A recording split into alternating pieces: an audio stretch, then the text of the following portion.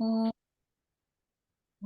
अज्ञानतिमिरान्धस्य ज्ञानञ्जनाशलाकया चक्षुरुन्मिलितं येन तस्मै श्रीगुरुवे नमः। श्रीचैतन्यमनोभीष्टं स्थापितं येन भूतले स्वयं ददाति Rati वदामि Swapadantikam वन्देऽहं Ham श्रीगुरुं Shri Guru Priyata श्रीकमलं Padakamalam Shri Guru वैष्णवं Vaishnavam Cham रूपं Shri Rupam साग्रजातं Sagrajatam Sahaganam Raghunatam Tam Sajivam सजीवं साद्वैतं Advaitam सावधूतं Savadutam सहितं Parijana Sayatam Shri Krishna Chaitanya Devam Shri Radha Krishna कृष्णपादां Padam सहगना Lalita Radha Nandam Sanjeevam श्रीविशाखाश्च हे Krishna Hey करुणा Krishna Karuna Sindhu Dina Bandhu जगत्पते Jagapate Gopesh Gopesha Gopika Kanta कान्तां Radha Kanta नमः Namaste Tapta काञ्चन Kanchana गौराङ्गी Radhe Gaurange Radhe Vrindavaneshwari Vrindavaneshwari रते Rishabhanu देवी Sutadevi प्रणमामि Prananami Hari Hari Priya वाञ्छकल्पतरुभ्यश्च Prakapa कृपा Vipastha सिन्धुभ्यश्च Sindhu Vevacha पतितानां पावनेभ्यो वैष्णवेभ्यो Vaishnavevo नमः Namo Shrikrishna Chaitanya Chetan Prabhu Nityanand Nanda Shri Advaita Shri Advaita Gadadhar Gadadhar श्रीवासादि Srivasadi Gaur Gaur Bhaktavinda Hare Krishna Hare Krishna Krishna Krishna Krishna Hare Krishna Hare Hare Ram Hare Hare Rama Hare Ram Rama Rama Rama Hare Hare. Hare Krishna Prabhuji. Thank you very much for joining us today and making yourself available to us. You always come every Sundays on time, Prabhuji. We really, really appreciate your presence. Please accept my humble obeisances on behalf of everybody who have joined the group and who are about to join, Prabhuji. Prabhuji, we are reading the Srimad Bhagavatam. We are on Canto 1 and we are on chapter 19, the appearance of Sukdev Goswami. And today we have the last few verses from 38 to 40. I'm already feeling separation from this canto. I don't want to move on. I'm sure the second canto is sweet as well, but this was really nectarian. I don't know how the Yes, others feel. But I would like to do this again, I feel. But anyway, we have to move on, and I'm sure there'll be more nectar coming up. So, Prabhuji, I hand over to you from 38 to 40. from 38 to 40. Yes, yes, we finished today. All right. We start a new canto tomorrow. So I'll read 38 and 39. Om Namo Bhagavate Vasudevaya. Om Namo Bhagavate Vasudevaya. Om Namo Bhagavate Vasudevaya. Yat Shutavyam Ato Japyam Yat Kartavyam Nirvi Prabho Smartavyam Vajaniyam Va Bruhi Yadva Viparyayam. Translation and just the translation by His Divine Grace A.C. Bhaktivedanta Swami Srila Prabhupada. Please let me know what a man should hear, chant, remember, and worship, and also what he should not do. Please explain all this to me. In text 39, Nunam Bhagavato Brahman Griheshu Grih Medinam Nalakshite Avastanam Apigo Dohunam Quachit. Translation: O powerful Brahmin, it is said that you hardly stay in the houses of men long enough for a cow to be milked. Purport: Saints and sages in the renounced order of life go to the houses of the householders at the time they milk the cows early in the morning and ask some quantity of milk for subsistence. A pound of milk fresh from the milk bag of a cow is sufficient to feed an adult with all vitamin values, and therefore saints and sages live only on milk. Even the poorest of the householders keep at least 10 cows, each delivering 12 to 20 quarts of milk, and therefore no one hesitates to spare a few pounds of milk for the mendicants. It is the duty of householders to maintain the saints and sages as they maintain their children. So a saint like Shukadev Goswami would hardly stay at the house of a householder for more than 5 minutes in the morning. In other words, such saints are very rarely seen in the houses of householders, and Maharaj Pariksit therefore prayed to him to instruct him as soon as possible. The householders also should be intelligent enough to get some transcendental information from visiting sages. The householder should not foolishly ask a saint to deliver what is available in the market. That should be the reciprocal relation between the saints and the householders. And text 40. Sutta Uvacha Evam Abhasita Prishta Saragya Shlakshnaya Yara Pradyabhasita Dharmagyo Bhagavan Vadarayani. Sri Sutta Goswami said, the king thus spoke and questioned the sage using sweet language. Then the great and powerful personality, the son of Vyasadeva, who knew the principles of religion, began his reply.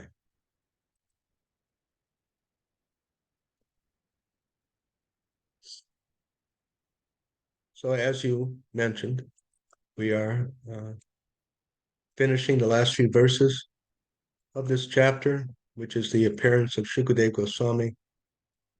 And we will go on to many interesting and nectarine transcendental chapters of Srimad Bhagavatam. So this is, as in text 38, Maharaj Pariksit sums up what it is that he is interested to hear. Please let me know what a man should hear, chant, remember, and worship, and also what he should not do. Please explain all this to me. So this will go on to the second canto, the beginning of which is an immediate summary. Shukadeva Goswami will summarize his response, and the rest of Srimad Bhagavatam will be the details, the explanation of his summary. So as we know, Maharaj Pariksit, he became aware that he would be leaving this world within 7 days, and so he wanted to prepare for it. And so many learned persons, sages and saints came because they heard about this amazing situation, how the king was cursed by a Brahmin boy, was waiting to leave this world and wanted instruction. So as Krishna helps his devotees, so Krishna arranged that Shukadeva Goswami would arrive there, who was just the exact person, just the right person. As Krishna says in Bhagavad Gita, Ishvara Sarvabhutanam Hridesha Junatistati Brahmayan Sarvabhutani Yantra Rudrani Maya. That all of us, everyone, we are moving in this world ultimately by the sanctioned arrangement of Krishna. Krishna, as Supersoul, very intelligently arranges through the material nature, actually, He does not directly arrange it, but this material nature is set up like a giant supercomputer, like a very, very powerful supercomputer, which has awareness. And according to what we do and what we desire, and other people, and everything is arranged so uh, it all runs, that everyone receives what they deserve. They receive the results of their past actions and the fulfillment of their desires, or the non-fulfillment of their desires, as super soul. Sarvasitaham Riddhi Sani Vista Mata Smitir Gyanam Apahoanam Cha. Lord Krishna tells Arjuna that I am the source. I'm in the heart of everyone. Sarvasya Chaham Riddhi. Riddhi is the heart. Sarvasya Chaham. I, Sarvasya Chaham Riddhi Sanivasta. He is within the heart of everyone.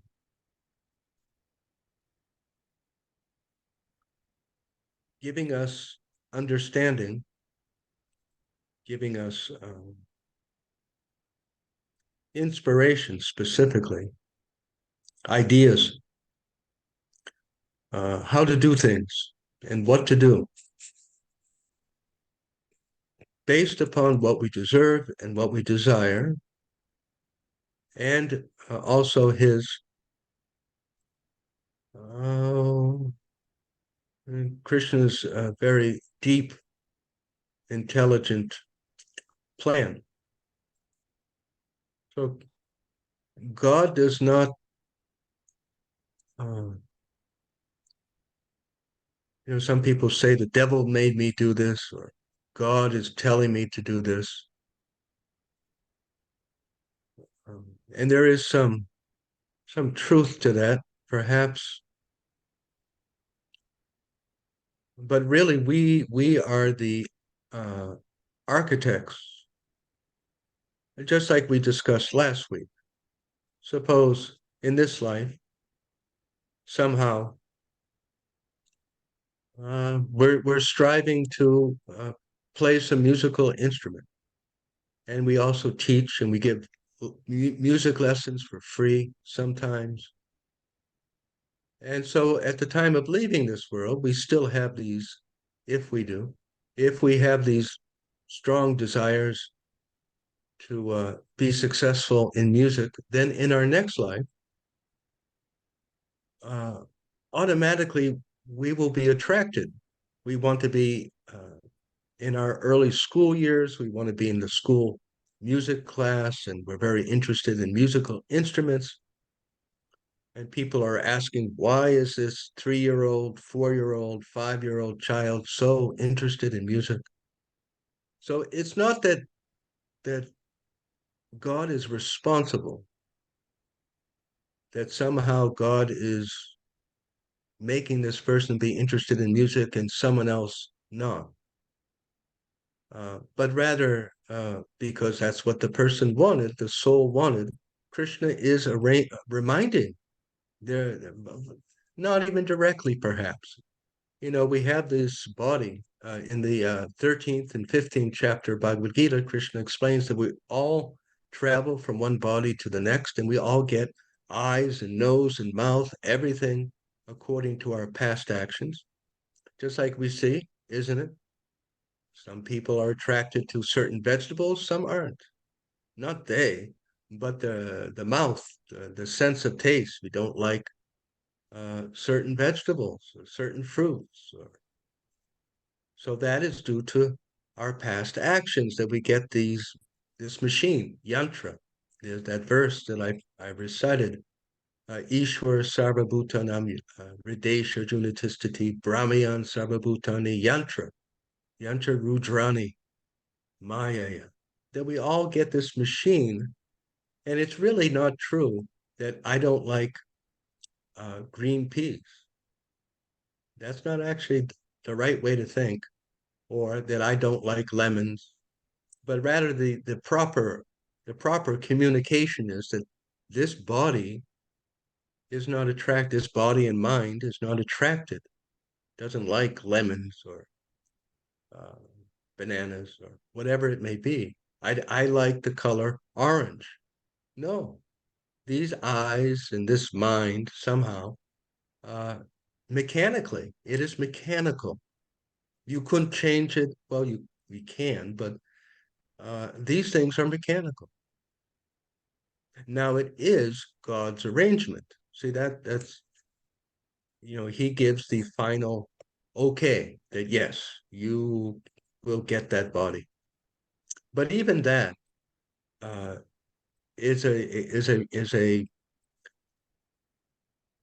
it's just like in a factory, a factory that perhaps when they farmers when they harvest large quantities of some potatoes or fruits, and they take them to a processing factory, and they have very sophisticated machines that are actually able to sort the potatoes. They can tell when one is too small. They can tell when one is bad, and they're sorted. The fruit, the potatoes, they're sorted.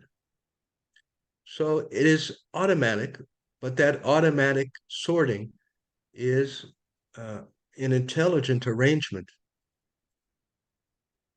So we say that God gives us, or He gives the final okay uh, for the kind of body that we have, but actually it is Maya. It is this material nature which is so sophisticated, and it is arranged to do the sorting.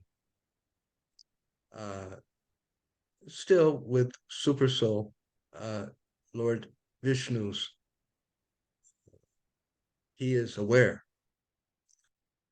but largely it is mechanical. So we get this body, and we speak in terms of, don't we? We often, I'm fat, I'm thin, uh, I don't like cinnamon, I like the color blue, but it's really that's not the right way to think or communicate. And it's good actually, although people may think we're weird. Uh, but it's good to deliberately try and not to do that once in a while, to remind ourselves, no, no, it's not that I don't like this body and mind doesn't like, but I, the soul, humber must me.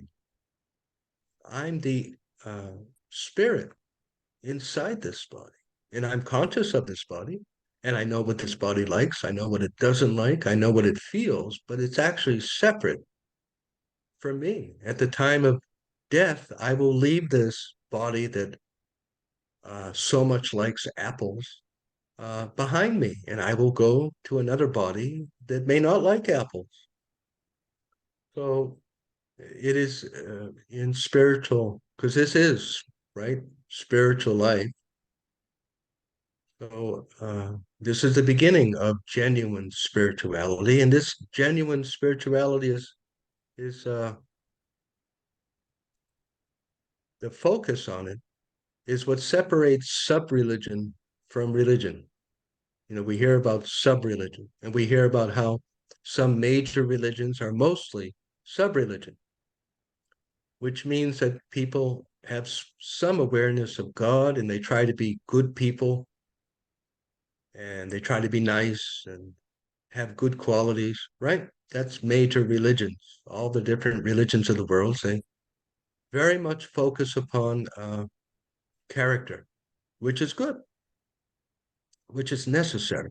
But as we heard in the beginning of Srimad Bhagavatam, real religion or advanced religion is on this level of spirit, that I'm not just that I'm not uh,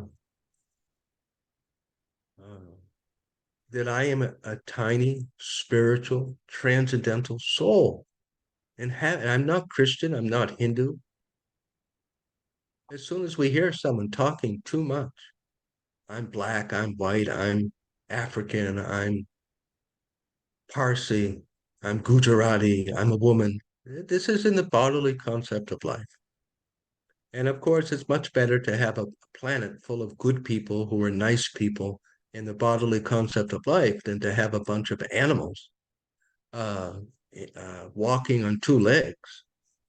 But actually, that there's more, and that more is this uh, real spiritual awareness that I am a tiny spiritual being inhabiting this body, a tiny spiritual spark of Krishna, of God, who is spirit. I don't know if it's heard of, but here in America, there's a saying that separating the men from the boys, or separating the women from the girls. A more mature, uh, advanced kind of level. So this is the separation, and in fact, Srila Bhaktivinoda Thakur and our Srila Prabhupada gives us some insight.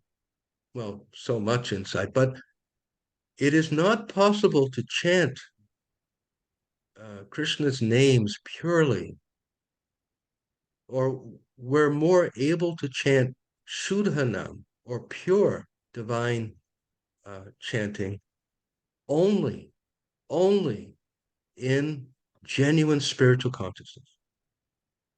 It will not be possible.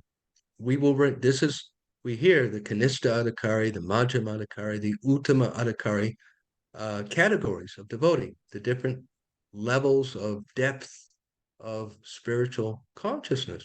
So the Kanista Adhikari is sometimes termed materialistic devotee, which means that I believe in God, and I want to be a good person, and I want to do what God wants. And mostly I'm interested in materialistic things, not spiritual things, or to different degrees. And then the Majjhima Adhikari platform, that person has uh, deeper awareness that I'm a spirit. It's based upon self realization that I am a spiritual transcendental being. I don't belong in this material world. My focus definitely should not be very ambitious, materialistic, temporary activities, and my activities should be who I am. I should be more devoted to God, because that's who I am. And the Uttama Adhikari, they have the deepest self-realization. So we think about yoga. This is bhakti yoga and devotion to Krishna, devotion to God, love of God. And this is all very true. Uh, but what separates the Kanista from the Majjhim from the Uttama is the depth of self-realization. And we may have heard Srila Prabhupada say or quote this Atato Brahma Jigyasya. Uh, Often he will quote this text, this Sanskrit, Atato Brahma Jigyasya. This is from the beginning of Srila Vyasadev's summary of all basic spiritual knowledge, the Vedanta Sutra. So there, Atato Brahma Jigyasya, and now that you have the human form of life, your career path should only be self-realization. There is nothing more important than that. And this, as we may remember, is spoken about in the beginning of the first canto, isn't it? In the second chapter of the first canto, which is a good chapter to go back to once in a while, because it so much emphasizes that what is the value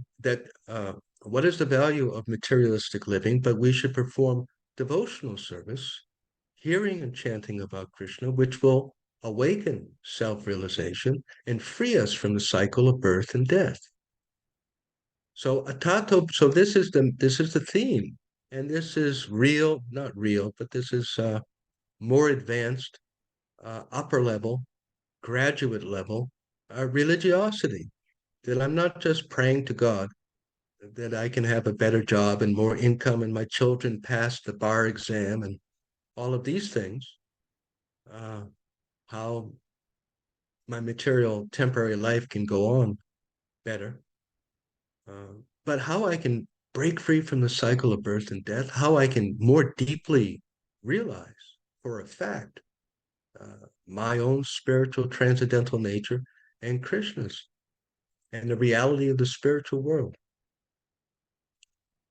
So this is the upper level graduate religiosity, and I didn't know I was going to get there when I started, but we can tie this in as by Krishna's arrangement or coincidence. That here today in one of these verses here, uh, yeah, the first one or this, no, the last one, 40. So Srila Prabhupada says that the householders should be intelligent enough to get some transcendental information from visiting sages. The householder should not foolishly ask a saint to deliver what is available in the market. So that does connect very well because we know, and certainly I can't say that I'm completely free of the inclination that because religious people, we know that because saints and sages and pure devotees, they're close to God, we can ask their blessings, and God may give us and He may a lot easier. That may my material life be more successful, and it is in all religions people do this, uh, asking the visiting sannyasi for their blessing. So it's well known, and it's nothing. It's not bad to do that.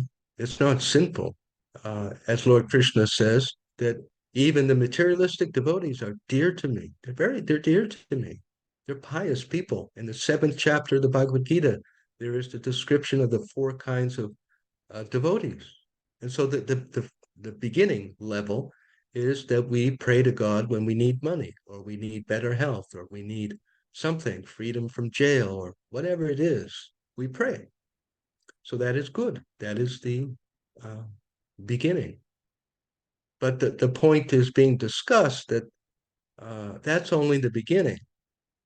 The next level is as we discussed. And so Srila Prabhupada is saying, commenting that the householder should be somehow be intelligent enough that I shouldn't just ask, you could go to, if you need money uh, often, you can go to the bank and ask for a loan.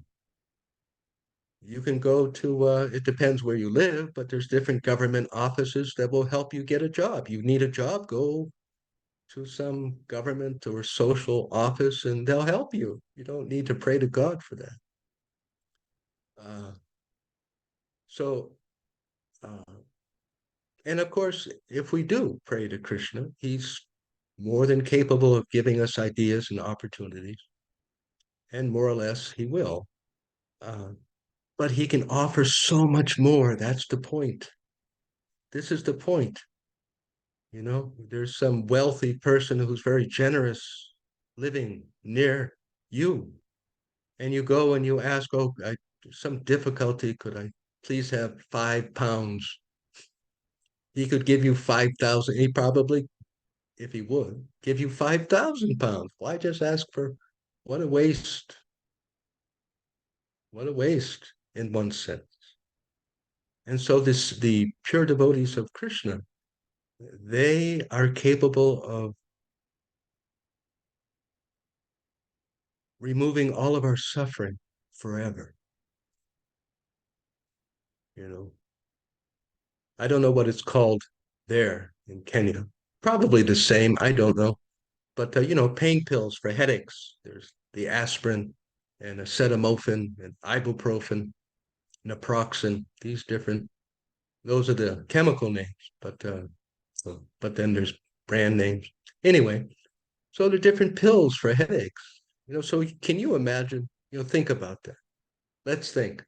You go to the local pharmacy, the place where they sell the over-the-counter medicines. And in these places, I don't know about there, but I assume it's similar. They have the foot medicines and the head medicines and the eye medicines, and they have the wraps and the braces for strains and sprains and uh, so many different parts of the body. So can you imagine that they have a shelf, right? And there's some packages, and they say freedom from the cycle of birth and death, Krishna Prema. Take this and you'll never suffer again. And we go and we buy some aspirin. So we buy some acetaminophen. So which is okay, but we should get both, right? We should get both. There's nothing wrong with being a little comfortable. There's nothing wrong with that. But we don't want to forget the blooming best thing, best opportunity, which is available. What a loss. And which is helps us to understand. People sometimes ask, it doesn't matter Christian or Islamic, children or adults, why do we have to live like this? What are all these rules and regulate? Why do I have to get up early and be clean and eat this kind of food? And what is this? Because it will help us not to forget our final, most important opportunity. And it will help us to attain it. That's why. Just like an athlete, I like the example of an athlete. Uh, someone who is training to be an Olympic figure skater, or, uh, swimming, running. They have a particular lifestyle, don't they? They don't just live any which way. It's not just religious people who have a regulated life. Those, uh, not even just Olympic athletes, national athletes, right? Regional champions. They eat just the right food and they sleep and they exercise and they train and they practice, right? They live a certain lifestyle so that they can achieve this fantastic goal. So it's not some crazy thing that so you want to break free from the cycle of birth and death. You want to realize spirituality. So there's a certain lifestyle which is helpful for it. And if we actually follow it, really, and we follow the different instructions of our coach. I spoke at some length. We talked about coaches the last class. So we have the best. So our coach, we have our guru, our spiritual coach, and Lord Krishna, who is the supreme original coach, Adi Guru, and they guide us. Do this, A, B, C, D, and you'll attain deeper self-realization in Krishna Prema. So we just do that. It's not some complicated thing. So Srila Prabhupada, is saying here, somehow not to just remain interested. So why would someone not be interested? Uh, what would make a person shift their focus from earning money, maintaining the family, getting better car, better house, eating all kinds of different foods, enjoying whatever's enjoyable in this? What would cause someone? What would motivate someone to shift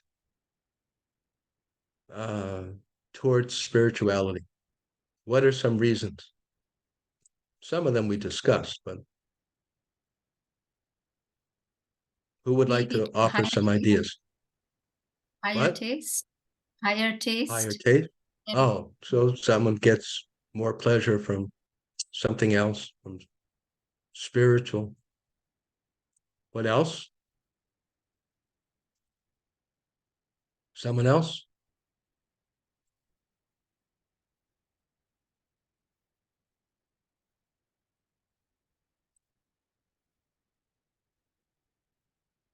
We haven't all fallen asleep, have we? I'm just joking.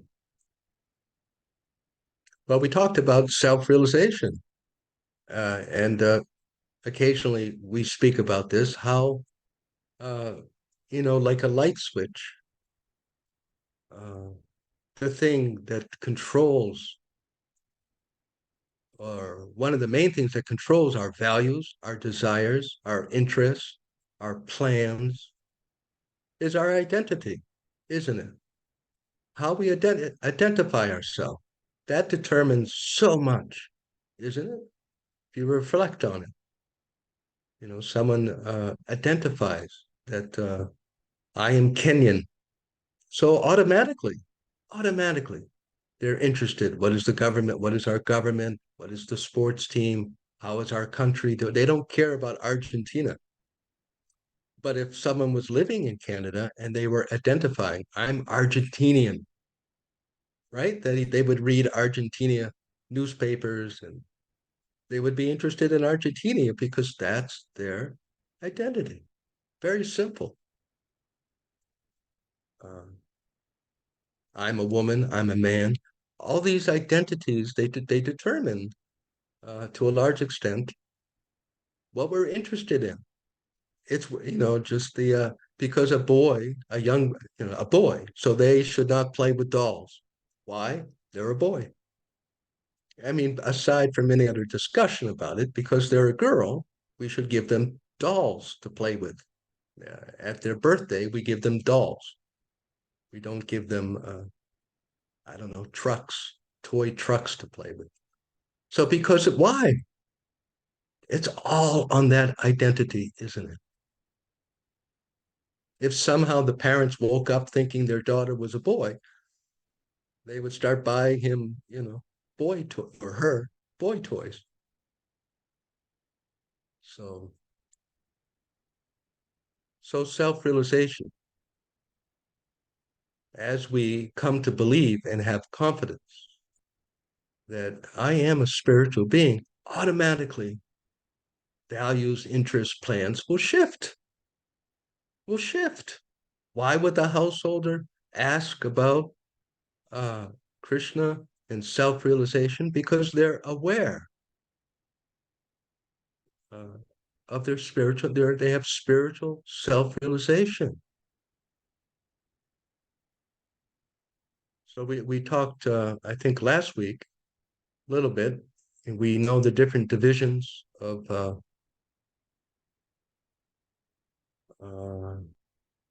Varna and Ashram, occupation. It is Sudra, the Vaishya, the Kshatriya, the Brahmin.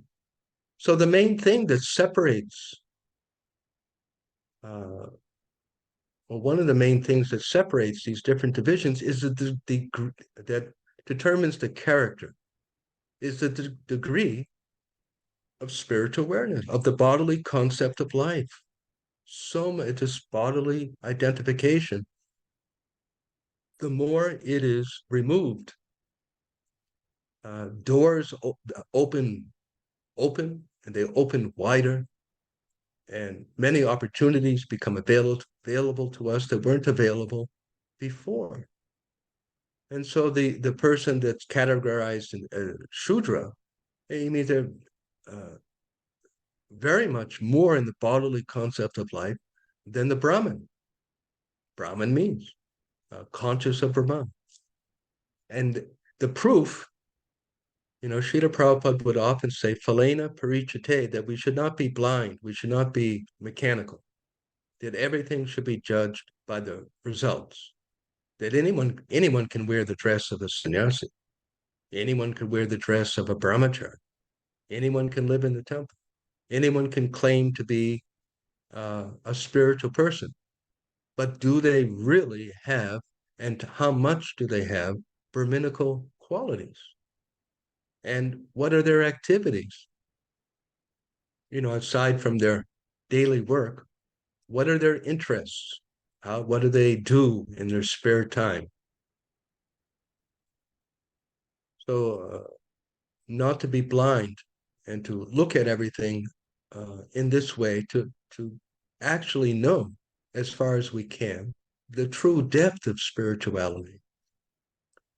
So what separates is this bodily concept of life, and it goes back to that atato brahma jigyasa. The Bhagavad Gita begins, Nataham, what's that? That never was there a time when I did not exist, nor you, nor all these kings, nor in the future will any of us cease to be. Never was there a time when I did not exist, nor you, nor all these kings. For the soul, there's never birth nor death, nor having once been does it ever cease to be.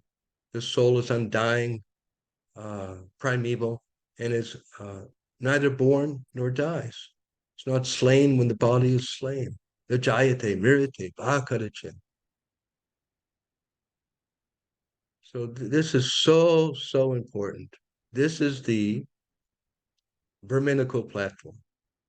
This is the higher graduate level of religiosity. And as we uh, uh, increase, then when we meet the saints and the sages and the pure devotees, we will ask for blessings. We will be more interested uh, in their good wishes and getting instruction. Please instruct me. So that's Maharaj Pariksit. Even though he had the occupation of a Kshatriya, a king, he was obviously very self-realized. He was a Rajarshi. He was a king, a rishi. He was so as soon as he heard that he was going to be leaving this world, oh well, let me, he didn't decide that I'm going to enjoy myself materialistically for the next 7 days because I'm let me have my last party. No, let me prepare to go back to Godhead because he had this self-realization. So are there any questions or comments to this point? Are there any questions or comments? Kindly unmute and ask.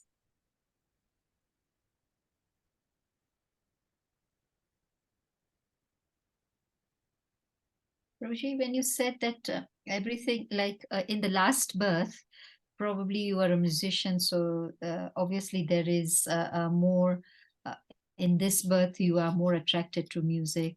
And if you were so even this taste, like you like apples or you like color orange, is that also determined from the last birth, or that is just Yes, yes, everything mechanical. We have a machine. The dog is in a dog body, and so it barks and it eats a certain kind of food. The giraffe is the soul, and a giraffe body it has a giraffe body, so it does what giraffes do. It must, because it's controlled by the body. Therefore, one symptom of increasing advancement of spiritual consciousness is that the human is able to do things beyond the body, not sleep as much, right?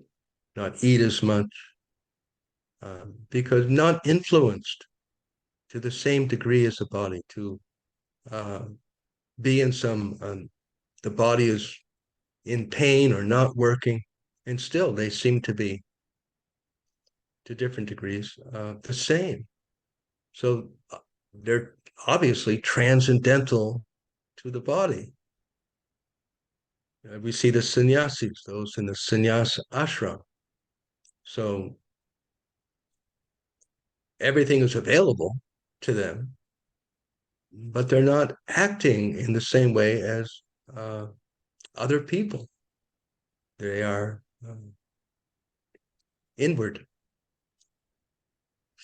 And as Lord Krishna says in the Bhagavad Gita, the one who can uh, control the senses because of experiencing a higher taste and is not disturbed by the modes of material nature is understood to be transcendental. So it's not that necessarily a spiritual person doesn't have, to some degree, the same pushings and the same desires as everyone else. But because of their spiritual wisdom and experience of a higher taste, they don't go for that. In the nectar of instruction, the first verse is Vachavegam Manasakroda Vegam, that one who can tolerate the urges of the tongue, belly, and genitals, who's not under the force of anger, uh, that person is qualified to be a spiritual master. So, or a Goswami. So it's not that they're completely free, according to Srila Rupa Goswami. Sometimes people think that in advanced spirituality, there's no material desires and there's no pushings of the different bodily senses. Certainly, they're less. That's for sure. But it's not that they're completely absent.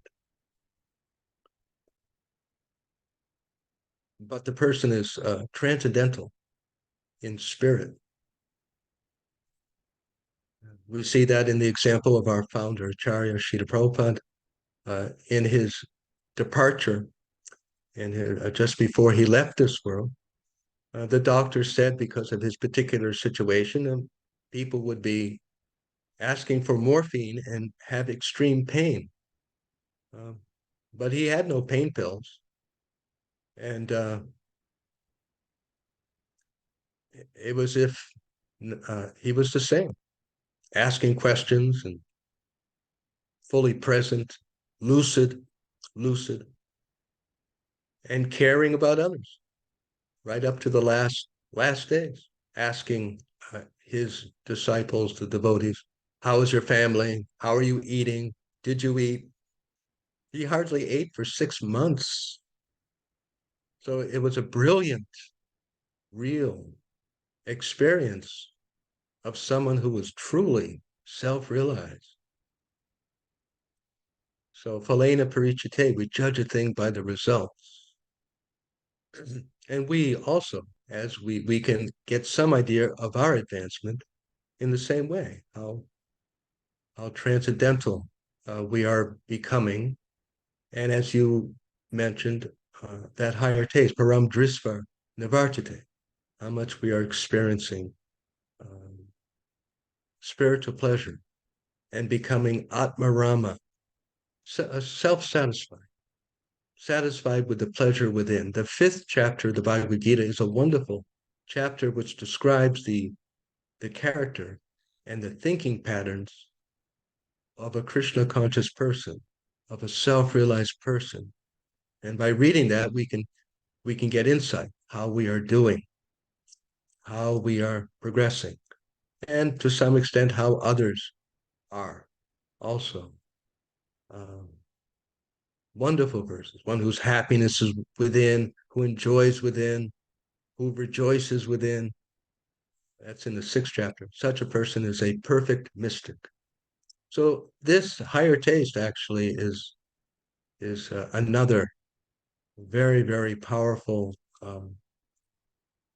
factor, not just self-realization, which is, we say not just, that's a huge thing, but the genuine experience of Brahma Sokya.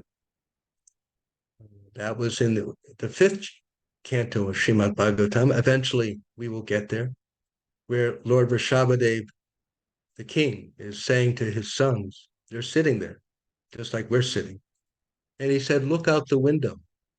Like some of us may be able to look out the window, or we can. He said, look out the window. Look at the pigs and the dogs and the hogs, the donkeys. Look at the animals. Don't be like that. Don't do that. They just eat and they sleep and they mate. And when there's some danger, they defend themselves. And that's all they do. It's like those of us who have or have had dogs, that's all they do. They sleep and they get up and they eat, seek sexual encounters, they bark, and they go back to sleep and do the same thing again. And that's all they do. and it's very useful for us humans to the defense part. Uh, so Lord Rishabhate said, Tapo divyam puchaka jena sattvam, brahma sokyam tamanantam. That Tapo divyam puchaka jena sattvam, brahma sokyam tamanantam. That human life is meant for voluntary inconvenience. It's meant for following, it's meant for being an athlete.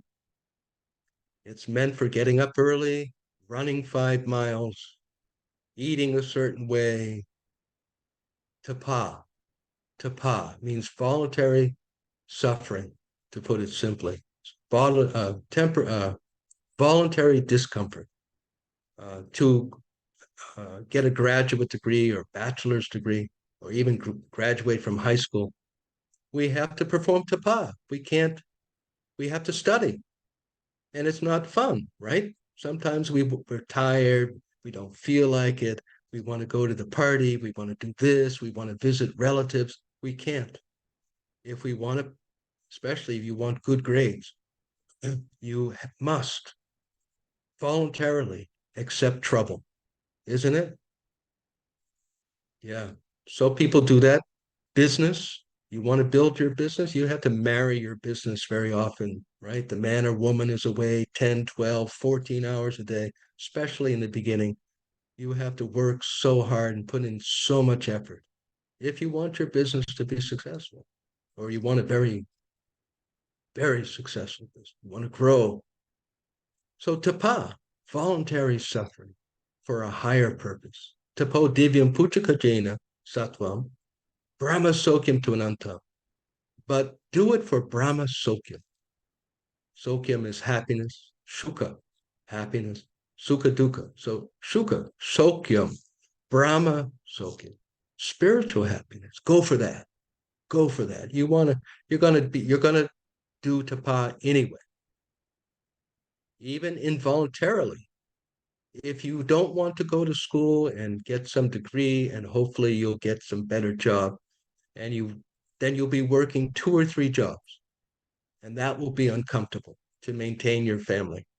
Or you and your wife will work and the kids don't get proper parental care. It just becomes a mess because you weren't willing to accept the discomfort of working to get the better education. So if you don't suffer on the front end, you'll suffer on the back end. That's the thing. So this is a good way to motivate ourselves, our mind, that I don't want to do this, but if I don't, I'll just suffer later.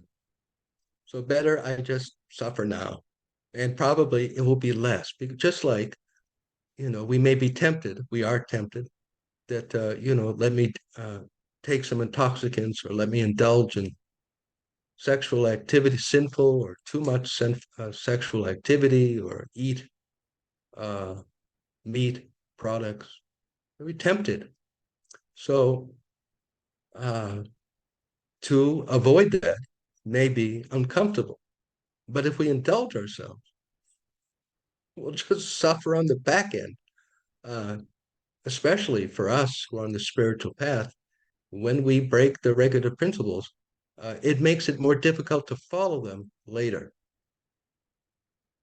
It's a very important thing. There's a verse in the sixth chapter, sixth canto of Srimad Bhagavatam. There's a verse, and also in that fifth canto, and actually in the purport to the first text of Nectar of Instruction. If you look, because that's a beginning book, Nectar of Instruction. In that Vacho Vegam Manasakroda Vegam verse, Srila Prabhupada quotes Srila Bhaktisiddhanta. And it's just a sentence or two. He says that we can purge, we can get rid of the temptation by resisting it. which is kind of similar to people who break drug addiction or tobacco. Sometimes they go, here it's called cold turkey, and they just stop. And it's hard because the mind and the body is wanting and wanting to do it. But if they can just somehow hang in there and just don't do it, don't indulge, it'll go away. It'll go away. Those strong desires will go, at least they'll go down a whole lot. But if you indulge, they don't go away. So it's the same front end, back end thing. Either way, we're going to suffer a little. So in the front end, and it is a kind of suffering, or it's uncomfortable to resist the urge to eat or to sleep or to indulge in sexual activity. But if we do it, the desires will go down. If I can just get over this. So we have, we just don't do cold turkey and lay in a bed and just resist. We have prasadam. We have tasty food. That if we feel tempted for whatever, let me just make some nice, tasty food stuff, offer it to Krishna, and satisfy my tongue. Be happy that way, whatever it may be. Or let me chant or sing uh, uh, bhajan, kirtan, japa. Let me work, keep my mind busy, or just be busy. That's a basic recommendation. Just keep yourself busy so you don't think about it. Anyway, the point is somehow uh, don't indulge, and the desire will go down. It will be easier. See that's the point. Wow, the desires are a lot less now. Great. Then it will be easier. You see. So tapo divyam putakajena. So I was going to say that verse in the sixth canto, that Krishna gives spiritual happiness to those who show they want it. That we will get the blessings of Yoga Maya by showing our sincerity. So that's another good way to motivate ourselves when we're tempted to divert from spiritual principles. That if I show Krishna, I don't want that. I don't want that. Well, I do want it, but I wish I didn't want it, and we avoid it. Then Krishna will say, oh, okay. And he'll give us more spiritual happiness. You see, how he's going to be motivated? Someone is indulging. Oh, may I be a devotee. And they're indulging. And sometimes Krishna, by his mercy, and he does, he gives us a higher taste to motivate us. But especially as we begin the process and we're on the path for some time, Krishna wants to see our sincerity. He's not going to put up with our being slack. And if we get too slack, especially if we're initiated, if we do two, three, four times, we willfully indicate that we want materialistic activity, then he will take away the spiritual taste. Oh, okay. Then I will take that away so you're not so attracted, and you can go do that for a while. And so we see people go away. They go away for weeks or months or years because they have indicated to Krishna. Krishna will try, right? We have our consciousness. We know what we should be doing, right? And Krishna sometimes even gives us, not sometimes, but always, ideas how to uh, not fall down. But if we ignore it, all right, you want to do that, then I'll let you do that. And that explains why devotees go away for a while. We don't see that exchange because it's inside, but that's what happened. That's one of the main reasons. But anyways, let's focus on the positive. That if we show Krishna, I will show Krishna. I'm not going to indulge, and we can even not just the basic things, especially as we are initiated. We should try and do more. A little more, a little bit more tapa. That I won't indulge myself with so many biscuits because I want to show you Krishna. I want the higher taste. You see? And Krishna will. Oh, good. So then we see the sannyasis. They have shown, I want that. So they get it. So that's it. It's after 2. Any questions or comments? Such wonderful coaching. And then even more nice that we can be instruments to share it with others. It's all good. We're all athletes, spiritual athletes, and we can help each other. Hare Krishna, Prabhuji, thank you so much. Especially Eldoret is a town of athletes. All the athletes come from this place. So not only materialistically, physically, but even mentally.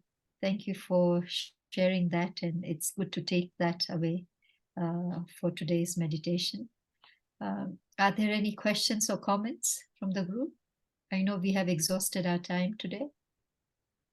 There are no questions or comments. Can I request Prahlad? Prahlad, Prabhu, are you able to end this session for today? Hare Krishna. Hare Krishna. Yes, first of all, I would like to start off by thanking His Grace Dina Sharana Das Prabhu for giving us this wonderful class. Thank you so much, Prabhu, for taking some time out of your busy schedule and coming to share your nectar with us. So thank you so much, Prabhu. It's very beneficial to us as we all want to go back to Godhead. And we finished the Bhagavad Gita. Now we are tackling on the Bhagavatam. So thank you so much, Prabhu, for joining in. I would like to also thank the devotees for joining in and listening to His Grace Dina Sharana Das Prabhu. So on behalf of ISKCON Eldoret, we would like to thank you. So I'd like to kindly request all the devotees assembled to please unmute yourselves and let's chant the Hare Krishna Maha Mantra once for His Grace Dina Sharana Das Prabhu. Hare Krishna, Krishna, Hare Krishna, Krishna, Krishna, Hare Hare, Hare Rama, Hare Rama, Rama Rama, Hare Hare. Vanch, Kripa Sindhu Eva Cha, Patitanam Pavanebhyo, Vaishnavevo Namaha. yeah. His Grace Dina Sharana Das Prabhu ki, Yeah. the God Premanande. All glories to His divine grace, says Sri Bhaktivedanta Swami, Srila Prabhupada, and Lord Krishna, our Adi Guru. Yeah. Thank you so much for having me. It's so beneficial to my spiritual life. And I hope I can always do this for as long as Krishna lets me. Thank you very much. Everyone be Prabhuji. well. Chant Hare Krishna. you. Be happy. Thank you, Prabhuji.